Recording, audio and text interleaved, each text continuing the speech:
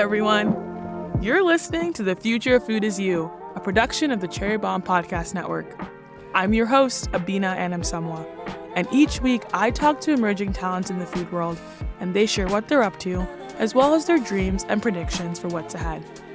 I love this new generation of chefs, bakers, and creatives making their way in the worlds of food, drink, media, and tech. Today's guest is Gabrielle Chappel, an up-and-coming chef and contestant on this season's Next Level Chef. I love diving into Gabby's cooking philosophy and learning about her culinary icons, including Alice Waters and Julia Child. Gabby and I also chat about her experience on Next Level Chef, including what it's like to work with Gordon Ramsay and how she's gone in touch with her competitive side on the show. Stay tuned for our chat. Thanks to everyone who joined us at Cherry Bombe's Jubilee last Saturday. It was such an awesome day of learning, networking, and of course, eating. I loved meeting some of you IRL and seeing this amazing community come together to celebrate and uplift each other. And if you couldn't make it this year, I can't wait to see you for next year's Jubilee. Now let's check in with today's guest. Gabby, thank you so much for joining us on the Future of Food Is You podcast. Thank you for having me. This is truly so exciting. First podcast. This is my first podcast. Yes, we're honored. We always like to start off by asking our guests, can you tell us where you grew up and how did food show up in your life? Yeah, so I grew up in a very rural small town in central Pennsylvania. It is called Jersey Shore, Pennsylvania. So it really confuses a lot of people when they're driving on Route 80 across the state. They'll see a sign for Jersey Shore and they're like, here in the middle of Pennsylvania? Yes, I went to Jersey Shore High School. It is nowhere near a shore. It is near the Susquehanna River, but it is basically just a really small, agriculturally focused, not particularly affluent, tiny farm town. I feel like people don't realize that Pennsylvania is majority of that. It is one of the most rural states in the country. Quite a lot of spread out farms, and that's really where I come from. If you think corn and cows, that's pretty much, where I grew up. And so it was interesting because food for me showed up in a kind of juxtaposing way. On one hand, I had really busy parents. My mom, she was just such a go-getter. She was getting her doctorate when I was a kid and an education. And my dad, he was a tradesman, so he built my house growing up. He worked in construction, and so he ended up teaching construction. My mom, she was a guidance counselor at the time, got her doctorate, became sort of this leader of trades programs in the school. Her specific job was helping get students involved in trades. So it's kind of funny how my parents were both involved in craftsmanship and trades. Because of that, I ended up spending time in the kitchen with them in very brief bursts. So meals were quick, they were easy, they were Americanized versions of Eastern European cuisine, which is where my family's from. Nice. So goulash, pickled beets, and what we call pigs in a blanket, but they are actually stuffed cabbage rolls. So, we call them piggies. And so it's funny because it is not the pastry puff with a hot dog. It is veal and beef with rice wrapped in cabbage. And I get the blanket metaphor. It's still kind of tracks. Yeah, definitely. But I remember learning about the other pigs in the blanket way later in life, being like, wow, that's not what I thought. Yeah, false advertising. False advertising. Yeah. So I had sort of this really quick dinner, but always had a meal together with my family situation. But then on the other side, it was just sort of this extreme tenderness and care that went into creating a lot of food with my grandparents. My grandparents, we would do canning. We would just go there and all day long go and can, like whether it was pickled beets or we would go and pick strawberries in the morning or grapes from my Nana's backyard, bring them in. Cute. Make jelly, make jam, preserve them. And it was all the women in my family. And I have mostly female cousins, so it just was a coincidence that it was women. So it was just like 10 of us in a room. My pop-up, my grandfather would be down there with us, and he was just sort of loved to be in the kitchen with us women. And we would all have our roles. So someone would be grinding the nuts, and someone would be rolling out the dough, and someone would be manning the stovetop. And so there was just this really beautiful synergy in the kitchen. And I just love and remember those memories forever. So it just kind of was like that butted up against what my parents had to do to put food on the table growing up, which was sometimes fast food. Sometimes it was Arby's for breakfast. And then at the same time, just these really beautiful traditions that to this day I still do with my family. You go to college at Penn State and you expand your palate in more than many ways. So You studied abroad in Spain for a semester because you were a Spanish major. Where did you study, and how do you think that started to shape your relationship to food? I actually studied Spanish and journalism. So it was funny because I was like full in journalism. I was like, Erin Brockovich. Yeah, I was like, I want to be the next Erin Andrews. Like I was really into sports at the time too. Nice. And so I saw myself maybe going down that route. But Spanish was something I just loved. I always learned. I always took classes ever since I was a kid. And this was like one thing I really wanted to do. I had such a unique opportunity because I got to go somewhat coincidentally because it's expensive. I mean, studying abroad, it's not very easy for people. It's definitely a privilege. It's definitely a privilege. It just so happened that was the year my gran passed, and she left my family with, a very humble amount of money, but my parents decided that was something that they wanted to put it toward, was me being able to study abroad. So it felt very much like it was sort of my gram, like gift to me in a way. It was just this incredible opportunity. I went as a sophomore, which is a little earlier than I think people will typically study abroad. I went through a program that was pretty intensive. It was through the University of Virginia. I was in Valencia, Spain, and they have a campus there. Very gorgeous city. Yeah, and it was the perfect place to study abroad. You have Madrid, you have obviously Barcelona, but Valencia was perfect because there's not a lot of English speakers there, and they have such a prominent culture of their own. It's also very historical. Yeah. Whereas I feel like Barcelona is more cosmopolitan. And, for sure. Yeah. Valencia, I think, has this interesting, like, agricultural, distinct food regions. It's got a lot of, like, that Middle Eastern influence. Yeah. It's a very eclectic and interesting place. Yeah. And it's coastal. Yes. So you have, yes, exactly. There's just a lot of food traditions, too. And so I was lucky enough to live with two different host families while I was there. And they were both very different. That was sort of like a requirement of them, was to provide us with meals. It was, it was like room and board and meals.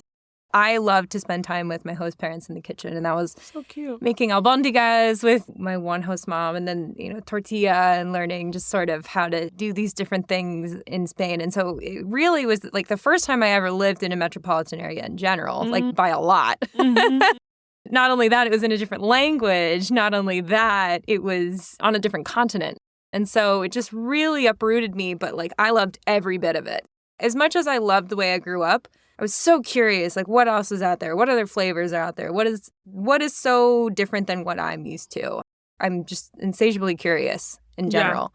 It was just such a great opportunity to really expand that. And not only Valencia, but I could, for 23 euros, hop on a Ryanair flight over to Italy and experience Italian food all at the same time. So those little weekend trips became really special. And when you're a college kid and you don't have a lot of money, you eat street food. So I feel like I just had this really cool introduction to different street food in different countries too. Like I remember going to Florence and having a tripe sandwich, like a spicy tripe sandwich, and being like, wow, I've never had tripe, and I didn't even know what it was until today, but I had it and I liked it. Just sort of those moments of discovery were really precious. Let's take a quick break and we'll be right back. If you're an aspiring magazine collector, you need to check out Cherry Bombe. Each issue is thick and lush and celebrates women and culinary creatives via gorgeous photography and great stories and recipes. Whether you collect magazines, read them and pass them along to your friends, or cut them up for your vision boards or collages, you'll love Cherry Bombe. You can find Cherry Bombe wherever indie magazines are sold. Places like Now Serving in LA, Golden Fig Fine Foods in St. Paul, Minnesota, and Books Are Magic in Brooklyn. Or visit cherrybombe.com to order an issue today. You moved to New York City after school, which is now where you are. You've been here for a minute. And you end up going to the Institution of Culinary Education. Why did you decide to go there, and can you describe what your program was like? Yeah, ICE was it just kind of landed in my lap. It was one of those things where I didn't know if I wanted to go to culinary school. I was at a really weird point in my career. I've done a lot through from graduation until culinary school. But at this particular moment, I was working in sort of this, like a dead-end job that I could not stand. It was during the pandemic, so I feel like I was just doing it to stay afloat. And it was just so far beyond anything I wanted to be doing. At the time, the one thing I had going on that I was in love with and kept me going was filming Epicurious videos. We were able to manage to find a way to do it at home. And I looked forward to it with such ferocity that I was like, clearly this is where my passion is. Yeah. My passion is here with food. And were you doing that freelance or full-time? That was just freelance. Okay. I mean, these videos, it's funny. I feel like people think like, oh, that was how you made a living. I'm like, no way. Not even close. Yeah. Epicurious was just a passion project. I recognized just how much I loved it and loved writing recipes and learning about that. And then, as much of part of me was like, I could do this. And this is kind of when I was like, okay, I have social media. I can like get into doing that and like work through that. But then there was just part of me that was like, no, I really want to be more than just a blogger. I want to learn it from the ground up. Again, I just have this curiosity that's like, I just don't feel like I'll ever be fully satisfied unless I know that I've done everything I can to sort of understand this thing I love so much. So that was really what pushed me toward it. And then the thing that kind of got me over the finish line in deciding to go to ICE was that they have this health supportive culinary program. At the time, I was pretty much vegetarian, I would say, or in that realm. And it was not intentional. I don't think I've ever really intentionally labeled what my diet was like, even though I am plant-based and I profess that. It's just, I am anti-label, but understand that they have a place. But at this time, I just recognized that like the thought of going to regular culinary school or the thought of going to a French program, I just had no interest, truly. I was like, I don't want to work in that environment. I don't want to work in a restaurant. That's not my goal. When I finally found that ICE had absorbed what was formerly known as the Natural Gourmet Institute, now known as the Health Supportive Culinary Arts Program at ICE, I was like, wow, this encapsulates everything that I want to learn. It talks about nutrition. It talks about healing foods. It talks about integrating plant-based cooking and macrobiotic cooking. And I don't even know what some of that stuff means, but I'm really excited to find out. Yeah. That was when I was like, okay, this is it. Just close my eyes, sign the check, and just like, all right. How all good decisions are made. Yeah, exactly. Just like, all right, here I got a loan now. Let's do it. What does the structure look like for the plant-based program? Is it both like, theoretical, like reading and then application from like making recipes, that sort of thing? Yeah, I would say that's exactly what it is. There is a fair portion that is based on nutrition. We are really sort of looking at the building blocks of nutrition. So we have a teacher who is basically a professor of nutrition and a chef. Her name is Chef Celine. She's a total badass. I adore her. And she was my very first chef instructor at ICE. She was a 15-year-old, was working for like some of the best chefs in the world. And so like her career is just incredible. But now she really works toward teaching people about nutrition. And so that was like a very fundamental part. Another fundamental part was learning about sourcing and the sourcing of ingredients, where ingredients come from, what are the differences between these ingredients. And, when we're looking at processed versus unprocessed, whole versus unwhole, it is a bit more theoretical. Not everything in this program is very tangible. And there's a lot of things in this program that were based on books and ideas from people who are like, this isn't scientifically based. This is very much tradition or something that's coming from tradition. We talk about Chinese medicine, and obviously that's very well studied, but there's just a lot of components in this program that are like, this isn't French cooking. It's more than that. It's sort of this integration between ingredients, food, culture, lifestyle, and diet. Since coming out of culinary school, it's been, 2-3 years now? Yeah. It seems like one of the biggest, like I would say most point of contention questions in the food world is culinary school, yay or nay? Yeah. Based on your experience, what would your response be to that? I really think it comes down to what you want to get out of it and what's your goal leaving it. If your goal is to work in a restaurant, I say save your money and work in a restaurant. I do think that there is just an invaluable amount of experience in working and staging. And if you're really interested in a cuisine, honestly, it might be cheaper for you to fly there, stay there, work in a restaurant there than it is to go to culinary school. However, for me, I was trying to not only catch up on the basics of cooking, which I definitely learned, and fundamental cooking technique, but I was also trying to find out these more, they're not exactly things you would learn in a kitchen. You don't learn nutrition in a kitchen. You don't learn about Ayurvedic cooking or cooking for people with celiac disease in a kitchen.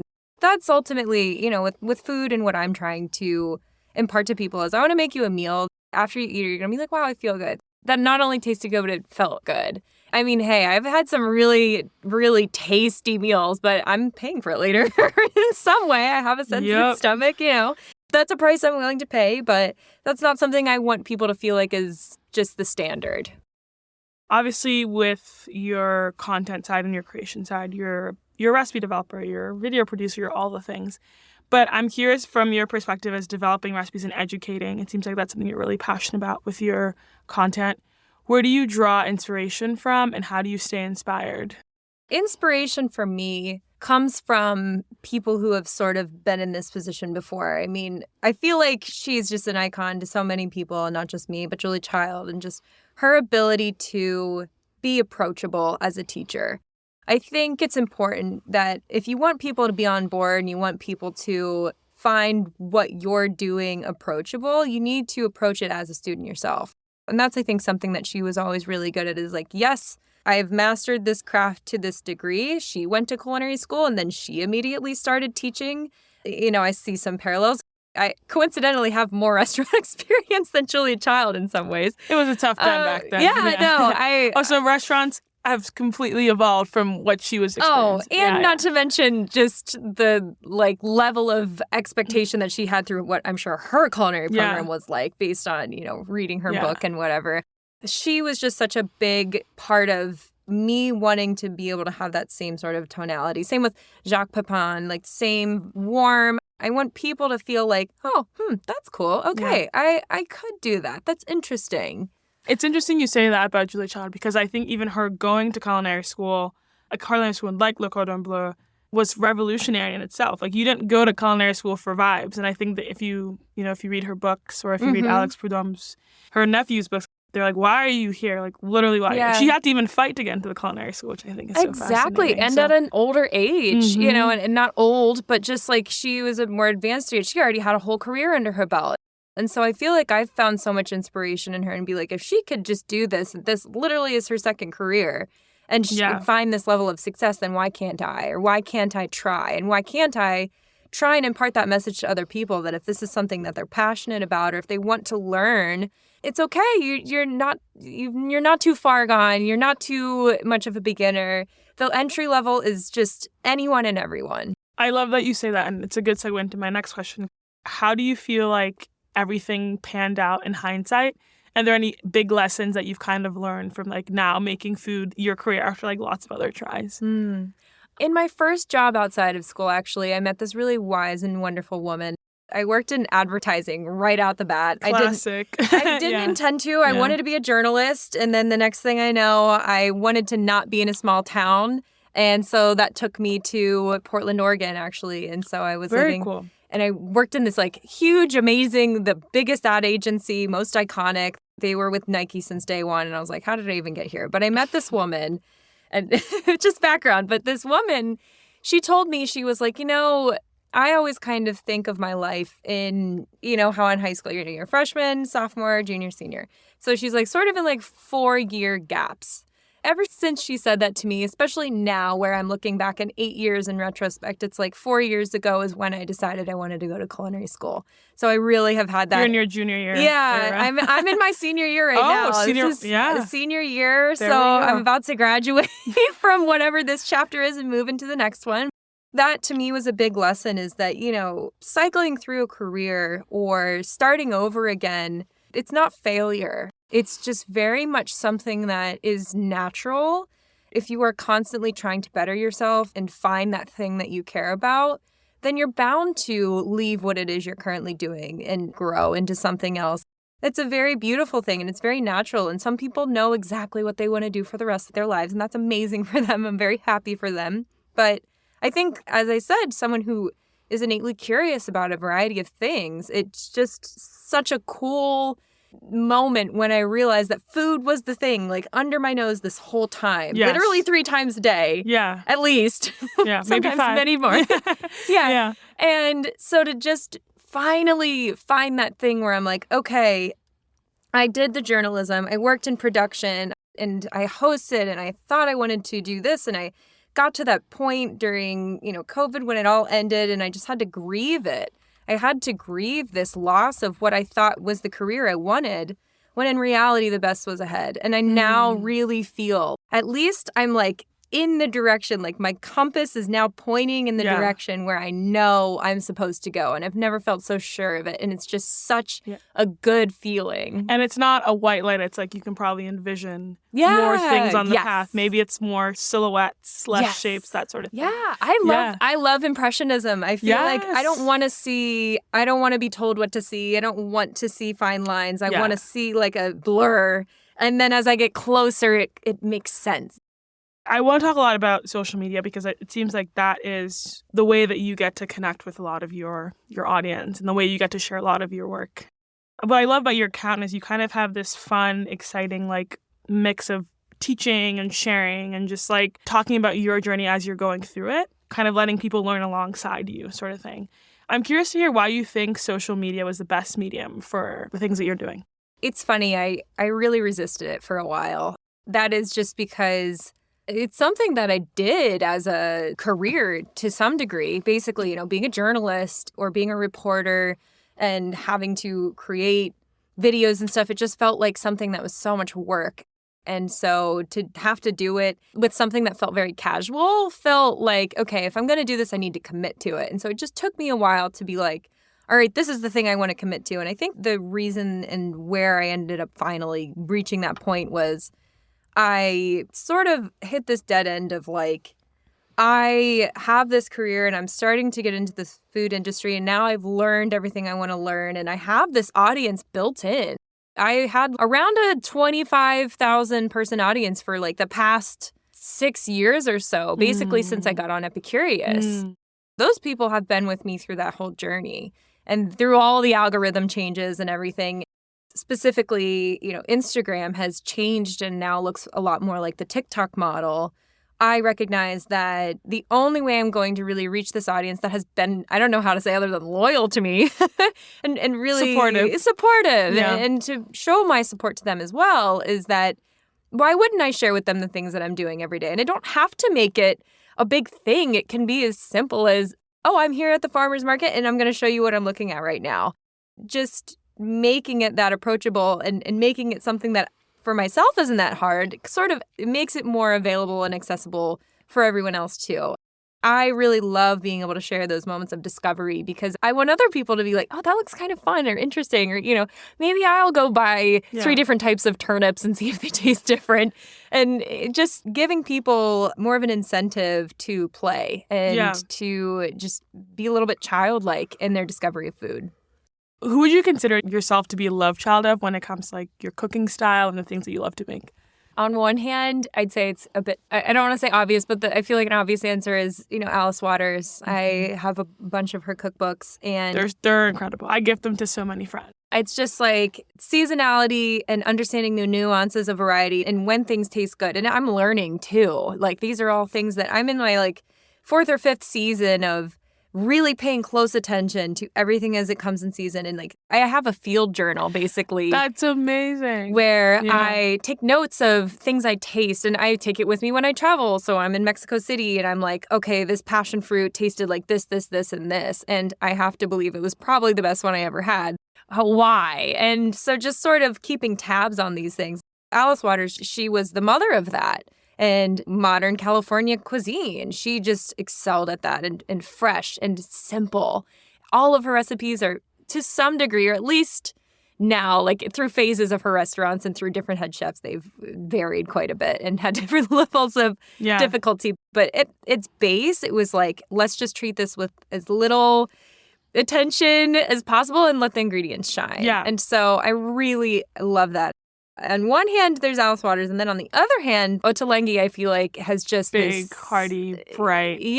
Bright, just flavor. He has a whole cookbook called Flavor that I own. Yeah. And just this idea of incorporating different flavors to elevate the same basic principles of veggies and of fruits and beautiful produce and just transforming it into something unique and that has just such a distinct flavor profile. And he obviously has a lot of global influence as well. And he is also quite a collaborator and has a lot of collaborators on his cookbooks from different places like Mexico and other countries that have distinct flavor profiles. My food also, I tend to have it be a bit more global than like Alice Waters. Yeah. So I feel like they're sort of the perfect marriage of like what I'm always trying to achieve. No, I think those are two very awesome people because I think they're able to use vegetables in like distinct ways. I mean, have you been to Chez Panisse in Berkeley? No, Yeah. It's the list of things I want to do this year is make a trip to go there. Well, we're huge manifestors on the podcast. So all right. That's our first one. Okay, first one. But I remember going there for the first time. It was one of the first like bougie meals I bought myself. It was so interesting because I think she almost like lets oils and spices almost like bring out flavors, whereas I feel like Ottolenghi uses flavor to help with what he's making, where it's like it's more of a partnership with Ottolenghi, and I feel like with Alice Waters it's like vocal support. It's kind of like background singers, which I think is really interesting. It's like there's just there's the slow and intentional drawing out of these flavors and transformation of the natural flavor in Ottolenghi is just like I'm using rose water to elevate the slightly rosy scent that you can detect in this, whatever veg. And it's just like a really cool marriage of those things. And it's even a contrast in their copy. Like I make so many of Ottolenghi's recipes from the New York Times and I have the books, but it's like rose water, semolina, pistachio, almond cake. And you're like, okay, like, we're here. Right, okay, we've arrived. I think I have. And to that point too, there are recipes that I have that I'm like, oh man, this has so many ingredients in it. And then, for example, like I did a pop-up last summer where one of the dishes was just a plate of green zebra tomatoes with lemon juice, olive oil, flaky salt, fresh oregano, and currants. And that was it. And it was the top seller. Yeah. People sometimes just want really, really beautiful, simple food too. When you think about your work and how you sort of inspire and motivate yourself, are there any values and principles that you think ground your work and what you're doing? The things that really ground me are honestly kind of reminding myself of where I came from or like, how would my parents react to this? Like, they're just not very metropolitan people. My mom in particular is very adventurous, but I feel like there are a lot of times if I'm developing a recipe, part of me is like, how will people think about this? I think about even my Nana, my grandmother. I'd be like, how would they be able to digest this recipe? How would it sound to them? And so I feel like it's really grounding in some ways to be like, okay, just there's two different languages that you can speak here. One is that to the, general population, and one is to other people who are like very interested in the nuances of technical cooking and cookery. Anytime I'm trying to stay really grounded and stay to my roots, it's like, how would my family react to this? And like, how would people from my hometown react to this? I really love that. I love that I have that to sort of keep as like a voice in the back of my head. How do you hope that, your recipes and your cooking inspire people to incorporate more of a plant-based philosophy into their cooking? To me, it's like, okay, you eat meat, cool. Hey, I do too. Like, love a burger. It's not something I say no to in, certain contexts. It's just that in my own cooking, and when I think of things that I really want to create or when I'm feeling inspired, it just comes every time from produce, from vegetables, from plant seeds, nuts. I end up being really bored by meat. I've just had it a million times. I've tried it. I've had some really good steaks. But I feel like the only time we're ever having something like really that good is like we're comparing it against the last time we had something that good. Mm-hmm. Like when you eat a steak or you order a steak, you're only ever thinking of that best steak you ever had and whether or not it's living up to that. Mm. And that doesn't really exist with veggies. My goal is to have people in this sort of mind space of like, wow, this is by far the best time I've ever had asparagus. I didn't know asparagus could taste like this. I've never knew cabbage could taste this sweet and have these caramely flavors. I never knew even what a kohlrabi tasted like. I didn't know that I can pair it with apple and turn it into a slaw. What even is a kohlrabi? Yeah, I feel like I just want people to be more open to the idea that dishes can be incredible without meat. I think that people are getting there and they're more receptive to it. My goal is to come to these people as someone who eats meat and, but truly, like you said, plants are guiding my diet. They're guiding my day in and day out. They are what makes me excited.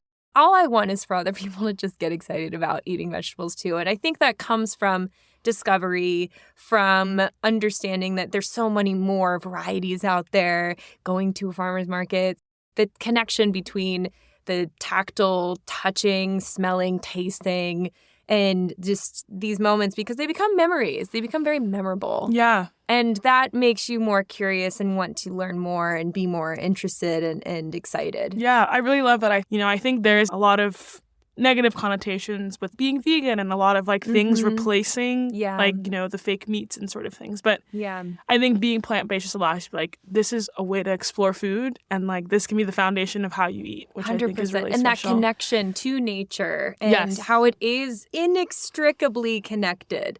I remember just one thing that got me really into seasonal eating was, getting my CSA box or working with Ground Cycle. Yes. I would get Ground Cycle. This was even way before culinary school. I'd get Ground Cycle and I'd get my veggies and I'd be like, what do I do with this? And just sort of that puzzle mentality of how do I make a beautiful meal out of these veggies that are in season right now? It just was a really awesome way to become more connected to what's in season and learn more about that. Because as you learn, then you get more excited about it. And like every year I'm like, oh, I can't wait. All right, we're about to get asparagus. Ooh, oh my gosh, cherries are coming up. Kind of that anticipation builds. It's just like this beautiful presence. The more you're in tune and the more that you're aware of what's going on with the seasons and with nature and your food, I feel like you just have a greater sense of presence and grounding. You started on social media. You've been on YouTube and video. Now you are probably doing your biggest video project yet. So you are one of the contestants on this season of Next Level Chef, the cooking competition show with Gordon Ramsay, Nyesha Arrington, and Richard Blais on Fox. For those of us who are unacquainted with the show, can you explain the show's concept? Oh, where to begin? It is unlike any other culinary cooking competition show. It is so unique because the prize and the whole point of the show is mentorship, right? It's like you are put on the team of either Chef Arrington, Chef Ramsay, or Chef Blais. And as you're on these teams, you also get the opportunity to interact with these coaches, mentors, and you are learning from them as you are competing in this competition. Basically, you're on 3 different levels of kitchens, starting in the basement, which is we're talking like bare bones, basic Brooklyn basement kitchen here. The second floor is like a pretty nice standard, like has all the gadgets kitchen. Then the top kitchen, you have like all these fun toys to play with and top end like highest. Nitrogen, dry Oh ice, yeah. You get all the modernist fun cuisine. Yes, the smoking gun. You get a lot of really fun tools to play with. Obviously, that comes, to your advantage based on what you have to make. And then the hardest part, though, and that's sort of the pinnacle of the show, is this platform that drops from the ceiling. And so if you're on the top floor, you get the first pick. You get 30 seconds to grab your ingredients, go back to your station, and then 30 minutes to make a meal based on the theme. And that's, repeated through the levels. It is chaos. It is mentorship. It is just high stress, but high fun. Honestly, it is, to me, equal parts like on the opposite ends of the spectrum of just like sheer terror and absolute the most fun you can possibly have cooking. What sparked the decision for you to go on the show? I had a friend from, honestly, my freshman year at Penn State. Her name's Adina Lewis. She was a casting director. We met freshman year and now she's doing casting and asked me, hey, Gab, I've been following your career. I feel like you'd be a good fit. Would you want to do this? That was actually last year for season 2, and I said no. I was too afraid. I just didn't feel like I had enough experience and whatever. And then this year she asked again, and I was like, I'd be absolutely stupid to turn this down again. It was just more of like, why would I ever turn this down? Like, I can't believe I almost let that slip through my fingers for the first time. So I absolutely need to make sure that I'm doing it this time. Yeah, that's awesome. Well, shout out to Adina. Yeah, go Dina. And for asking a second time, because you are, for research and entertainment purposes. I watched a few episodes of the show before our conversation, and there was something really cool just about also like the different types of chefs that they have on the shows, and everyone almost like being on the show to grow and to learn more, just to like show how really good they are. Yeah, I thought that was like really special. Yeah. And just beyond that, there are categories of chefs, right? There's the pro chefs, there's the social media chefs, which is what I was considered based on, my history of working with curious for years. And then there's the home cooks. And so it's really cool to put everyone together and be like, okay, how does everyone stack up against each other? And it's a really fun dynamic. What's one thing that surprised you about being on the show? I was genuinely very surprised by, honestly, how much we were able to interact with. Like, so I was on Team Ramsay. I got to work with him every day for as long as I was on the show. He was my mentor. He was my coach. And so just knowing that I was able to work with Chef Gordon Ramsay every day was just the craziest sort of out-of-body experience. So that was really a surprise. I didn't expect it to be quite so involved. There were a lot of surprises throughout the show, and I was definitely a little bit blindsided by exactly how long the days would be and stuff like that. I'm sure there's lots of takes. Yeah. All that thing. Honestly, no. Really? It's not the takes. There's one take and that's it. It's like the cameras are rolling and then it's over. That actually surprised me as well. I thought there would be more of like a production value situation, but it's truly reality. It is reality. Once that platform drops, it's on until that 30 minutes is up. There is nothing stopping. Well, I know your contract probably has some like very airtight rules. So if we want to see how you end up on the show, we'll be sure to check it out. When does it air for people who are interested? Thursday nights at 8 on Fox. And then it's available the next day on Hulu. So you can catch up on the whole season on Hulu. You've done a lot of stuff, not just online, but offline. You've hosted pop-ups. You've collaborated with a lot of friends. How have you found community to be helpful for you when you've been trying to figure out and define who you are? It is so crucial, especially in New York City. I just feel like it is of the utmost importance to not only have friends that will throw your name into any room or any conversation with someone that is in a position to help your career, but also to be the person to say their names in the same rooms and with other rooms with other people. Because at the end of the day, we all have our own different individual goals and what we want to achieve. And I feel like there's some people who may see this as sort of like a competition or an opportunity to feel like a bit a scarcity mindset in a way. Yeah, like they're the only ones that can do the thing. Yeah, but in reality, 1000%. Like, oh my gosh, the amount of nuance that there is between every person and what they want to do, it's just like, why wouldn't you want them to come with you? Exactly. And it almost feels like you actually are better when you help others. Networking has been the one thing that has absolutely just skyrocketed my career and across the board in every category is just meeting people. And not only meeting people within your industry.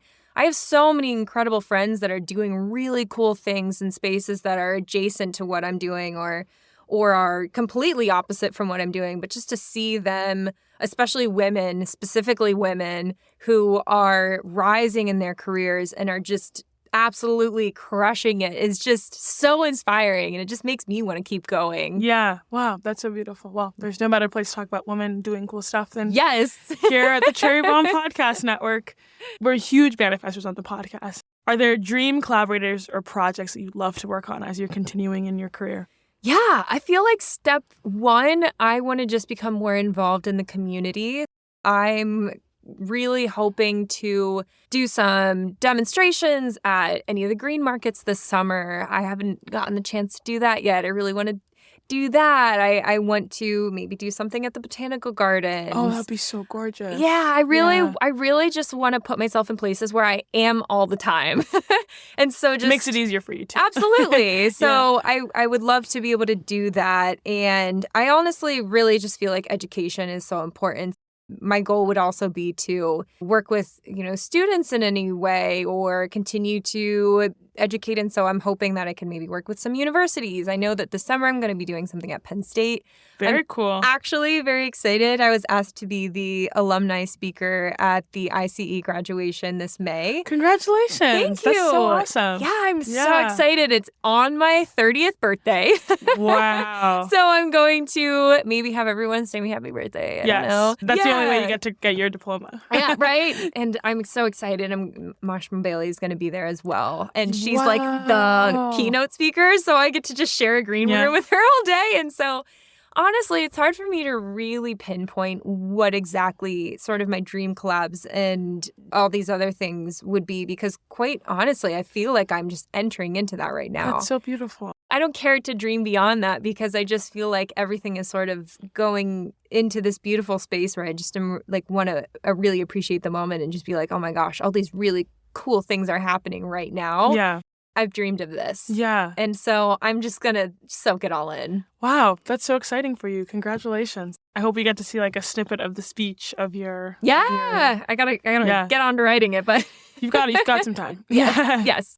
Are there any upcoming projects or things you're working on that you can share with us? I am really excited. I'm going to start doing some more long form content. As much as I love, your basic social media, I feel like I'm really excited to get into the YouTube space and to do some more long form things. So I'm hoping to work into that territory this summer. That's something that I'm going to start working on, and I'm starting to ideate and think through. I'm going to continue to do more pop-ups that I'm really excited about, maybe in some other cities. I have a lot of friends in some really cool cities like Portland, Atlanta. Also great produce. Yeah. The best. So my goal is to sort of be a little bit more national across the nation. I will say global. I'm like, I don't know if I'm there yet, but... Once you hit Canada, you're global, so it's all good. Okay, cool. So we're aiming for that. But I'm really just hoping to work on that kind of stuff. I'm working with a really cool organization called the Magnolia Tree Earth Center.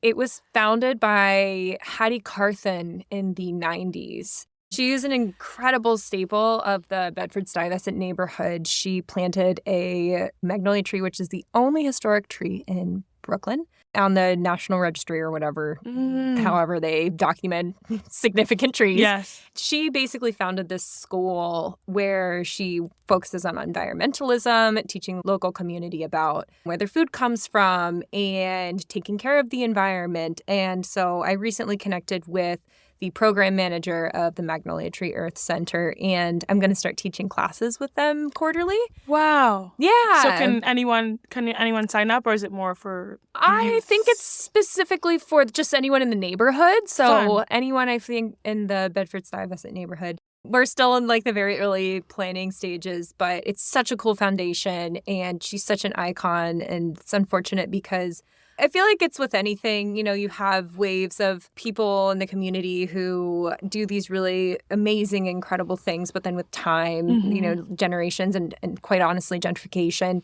you lose that part of the neighborhood that really knows and absorbs that figure. And so I feel like for me, it's really important to try and keep her legacy alive while I'm living in Bed-Stuy. Just carrying on this torch of knowledge to the youth and empowering them to be able to make these really wonderful decisions, not only for their community, but for their health.